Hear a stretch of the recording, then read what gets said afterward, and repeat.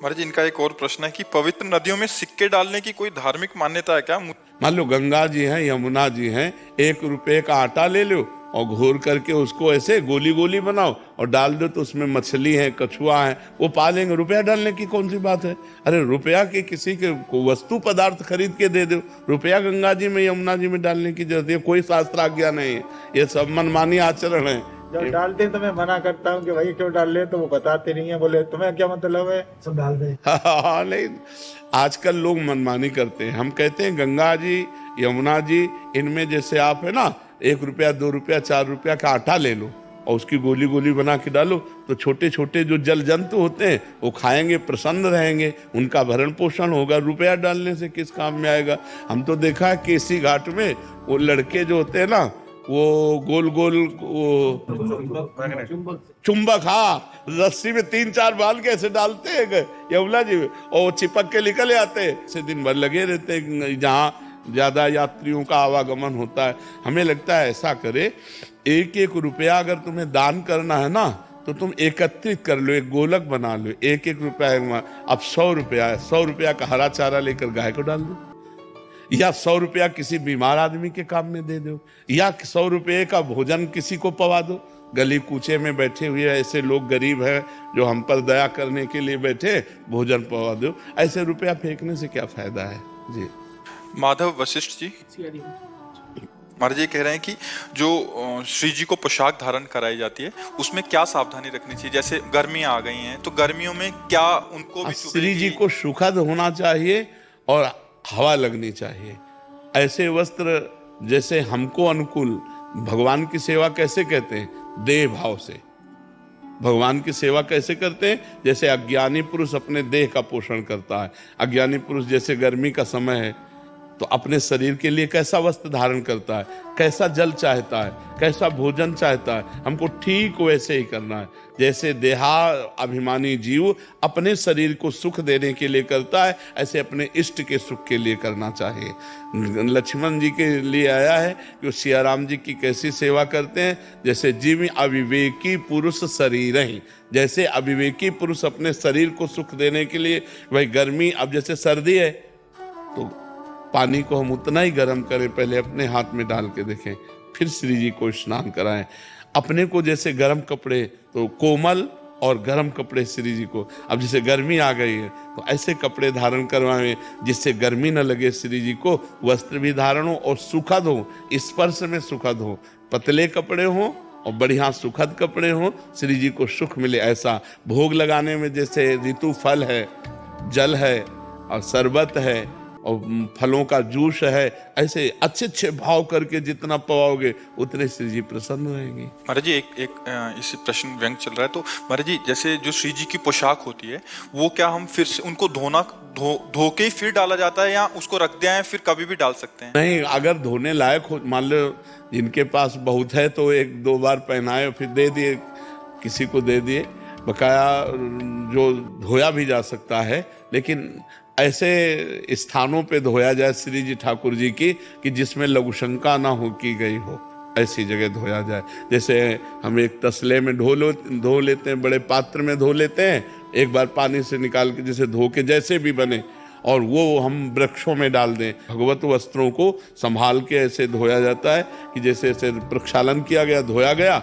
एक तो वहाँ ज़्यादा उसमें साबुन और सबकी ज़रूरत नहीं होती, वो साफ ही होते हैं। अगर प्रक्षालन पवित्र करना है तो जैसे पानी डाल दिया गया और नीचे पात्र रखा हुआ है, बड़ा टप रखा हुआ है, वो सब पानी टप में गया, टप उठाकर किसी वृक्ष के थाले में डाल दिया गया, जिसे किसी के पैरों के नीचे भी ना पड़े, बाथरूम में भी ना जाए।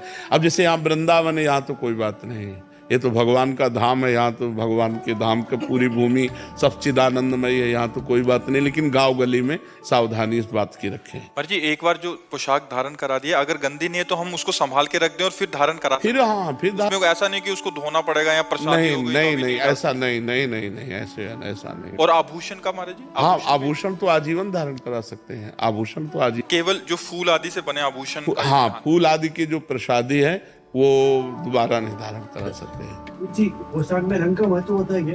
कोई रंग का महत्व नहीं होता। जब अपना जब रंग में मन आ जाए कि आज श्री जी को इस रंग का पहनाते, वही पहनाते हैं। कोई नियमावली थोड़ी श्री जी के लिए। हमारा मन आ गया, हरी देखा तो आज हरित पहना देते हैं, आज लाल पहना देते हैं, आज काली पहना देते हैं, आज पीली पहना देते हैं।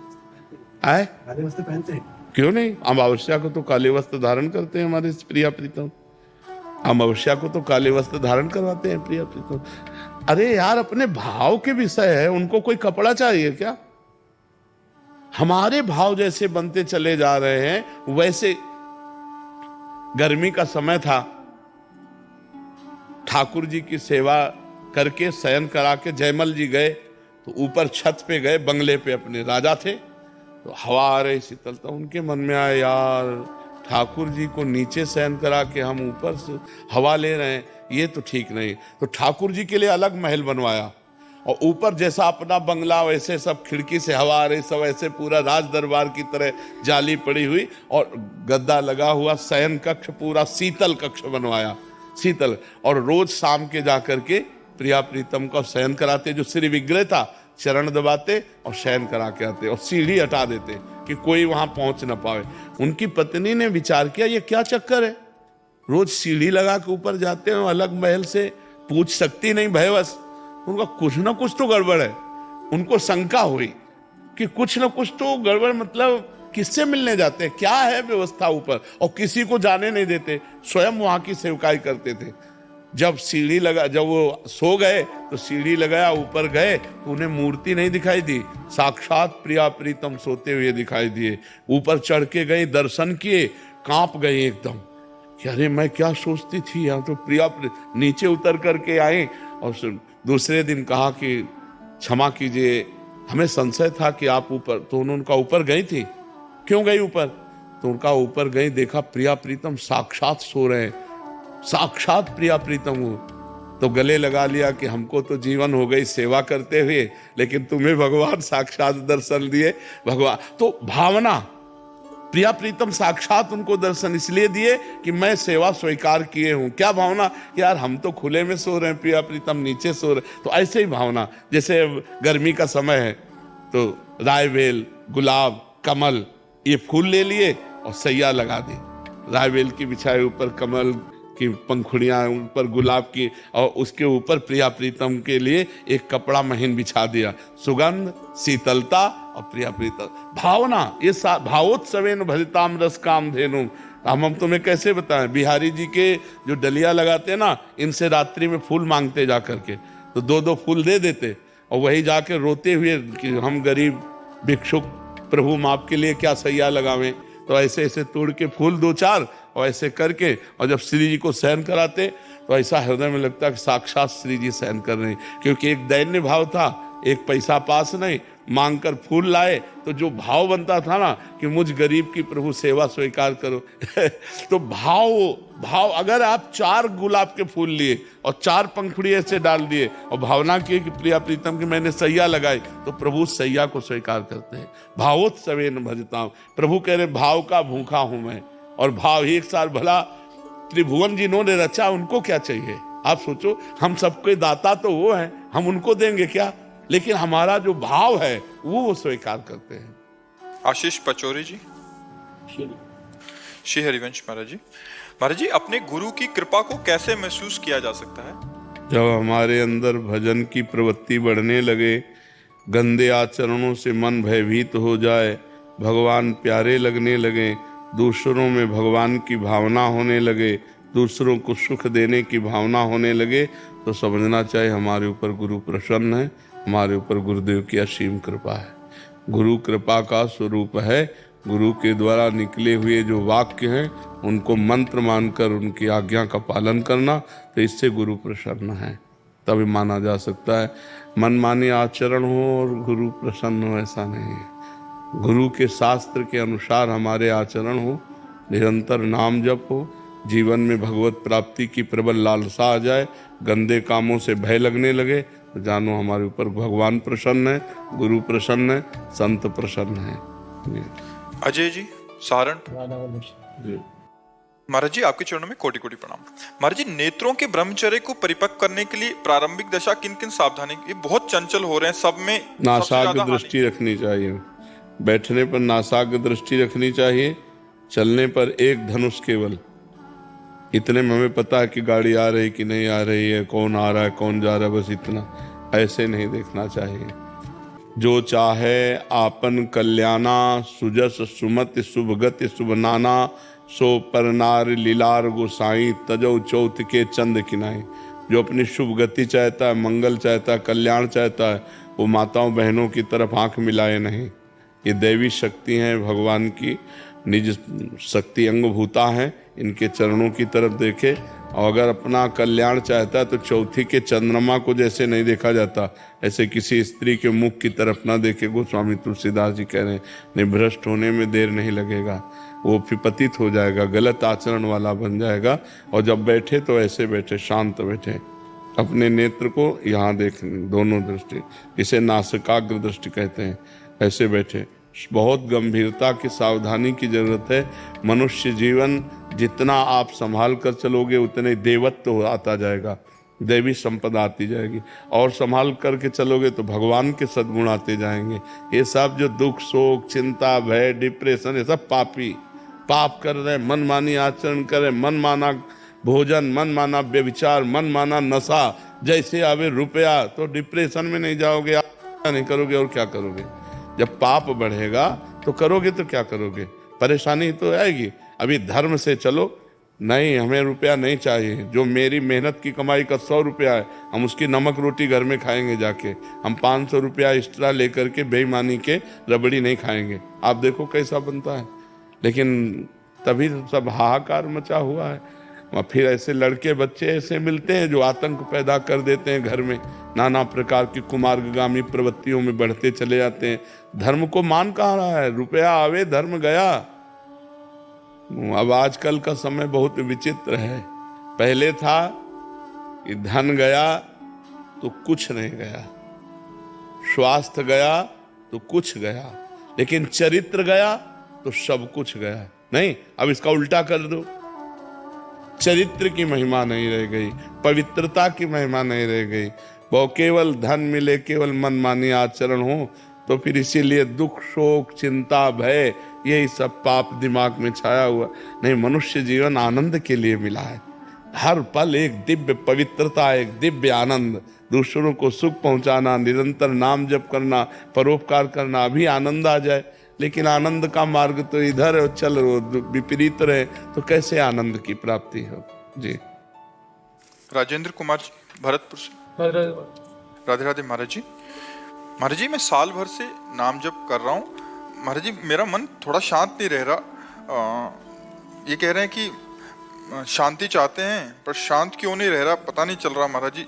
जाप भी करने का प्रयास कर रहा हूँ, फिर भी कामनाओं को जब तक हम कंट्रोल नहीं करते तब तक शांति सुख नहीं मिलता। बिन संतोष न काम न साही, और अछत काम सुख सपने नहीं। जब तक ये कामनाएं जिंदा हैं तब तक ये हमें जिंदा रहने नहीं देती, ये अशांत करती रहती है। थोड़ा संतोष धारण करो, जो भगवान जैसे चला रहे हैं उसमें राजी रहो। यथा लाभ संतोष सदा काहू सो कछ न चाहोगे। जब संतोष आ जाता है तो शांति अपने आप आ जाती है। जब तक संतोष नहीं होता तब तक शांति नहीं होती। कोई न कोई कामना अशांत करती रहती है, कोई न कोई बात अशांत करती रहती है। नींद भी नहीं पड़ती है। नहीं, आप ये विचार करो कि अगर कोई अंदर बात ना हो तो परमानंद जागृत हो जाए। एक बात समझो, सिद्धांत है ना, अगर कोई बात अंदर ना रह जाए, प्रशांत आत्मा, तो फिर ब्रह्म भूत कलमशा अकलमशा निष्पाप ब्रह्मभूत हो जाए। कोई न कोई बात हमारे अंदर रहती है जिसको हम पकड़ नहीं पा रहे, हमें अशांत किए हुए। अंदर देखो कोई बात है, कोई कामना, कोई अशांति, कोई प्रियता, कोई चाह, सब कुछ ठीक हो गया भगवान के पास महाराज। अब कोई काम नहीं, पर ये तो फिर अशांति क्यों है? 1 साल से राम नाम का जप भी करता हूँ, भोजन खाता हूँ तो भगवान भोग करके पाता हूँ। हाँ, तो अशांति किस बात की है वो तो पकड़ो ना अंदर की। अशांति किस बात को लेकर है? महाराज जी, ऐसा हो सकता है कि भजन में ज्यादा चित्त लग रहा हो, कि अभी संसारिक जो व्यवहार है उसमें मन ना लग रहा हो, ऐसा भी हो सकता है। लेकिन उदासीन मत हुई, नौकरी से उदासीन मत हुई, ये भी भार नहीं लगता, बिल्कुल पता नहीं, मन बिल्कुल विचलित हो जाता है, नींद नहीं पाती है, बिल्कुल कुछ भी नहीं सोचता हूँ महाराज जी, कभी पता नहीं ये।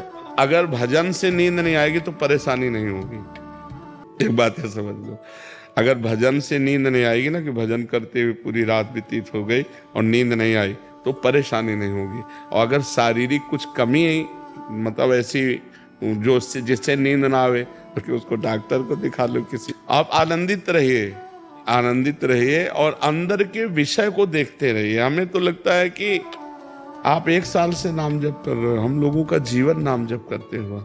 ये जरूर है, जैसे अब हमसे पूछो, हमारे मन की पूछो तो लगता बंद कमरा एकांत शांत, पर हमको ड्यूटी दी है भगवान ने, वो हमें करना है। अपने मन को रोक करके हम ये बात करते हैं, आपसे प्रश्न उत्तर करते हैं, आपसे बात। तो जब हमारा मन भजन में लगने लगता है तो संसार व्यर्थ लगने लगता है सब, तो फिर वो अच्छा नहीं लगता है, फिर अच्छा नहीं लगता। पर ऐसा होने पर भी अपने कर्तव्य का पालन करना चाहिए। मन मार करके अपने कर्तव्य का पालन जैसे हम कर रहे हैं, ऐसे आपको करना चाहिए।